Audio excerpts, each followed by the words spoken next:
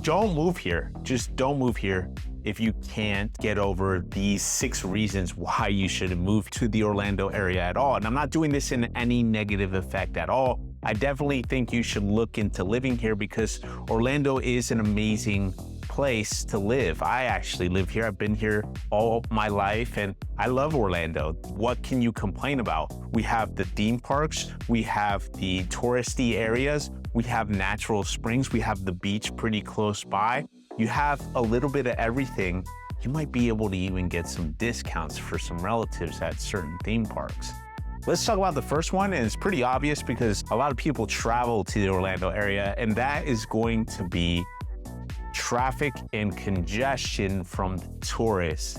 Orlando is a huge hub. Millions of people come here every single year, and they come here for the theme parks. We have Disney World here, and 4 theme parks are about to build another one and add more to the current theme parks that they have, which I just found out. We have Universal Studios. They're building a whole new theme park that should be released less than a year from now at the time of recording this video. And then you have several water parks. We have SeaWorld as well. We have a whole bunch of things to do. And a lot of people travel here for those reasons.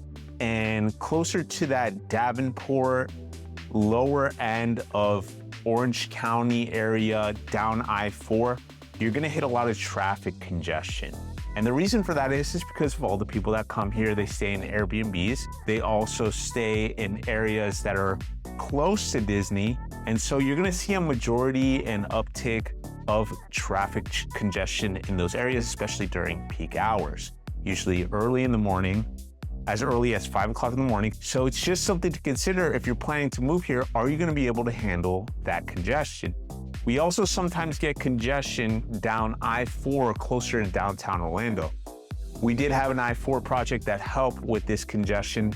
It allowed an express toll lane that's right in the center in order to facilitate traffic. Of course, it does cost a little bit of money, but that's just a whole nother story.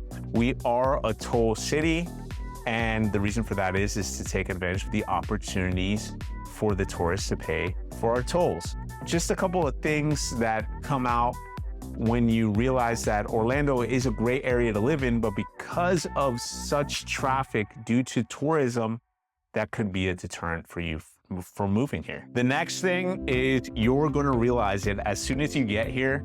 You're gonna walk outside of the Orlando airport and you're gonna feel humidity. You're gonna feel the most amount of humidity you ever felt. There's nothing hotter than coming out of the airport, waiting for your ride to pick you up outside the airport. And that's definitely one of the top reasons why you might not want to move here. If you can't handle the humidity, the heat, the sweat, man, I tell you, some summers I take a shower, I walk outside and I'm sweating already.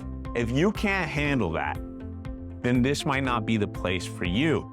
But to be honest, the majority times of the year, especially around the winter time, Orlando tends to have amazing nights. We're talking about 70 degrees, 60 degrees at night.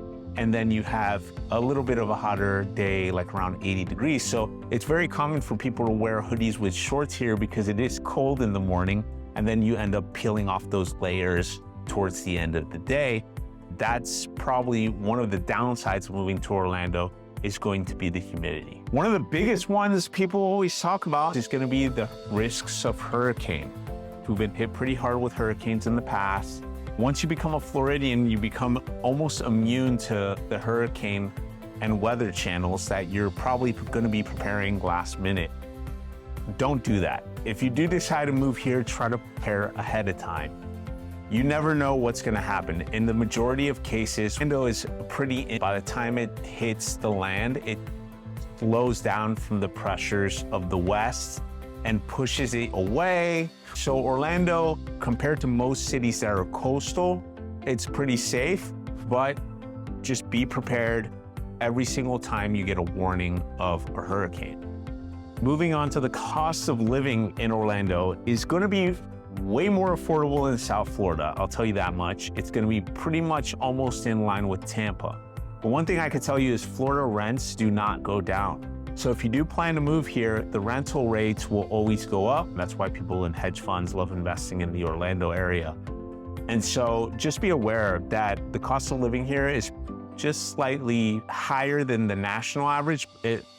Not only that, the majority of insurances have gone up in recent years due to the insurance companies leaving the state because of the fact that individuals aren't willing to change their roof, hurricanes hitting the state, and many other factors that have been driving the prices of affordability when it comes to home and shelter cost.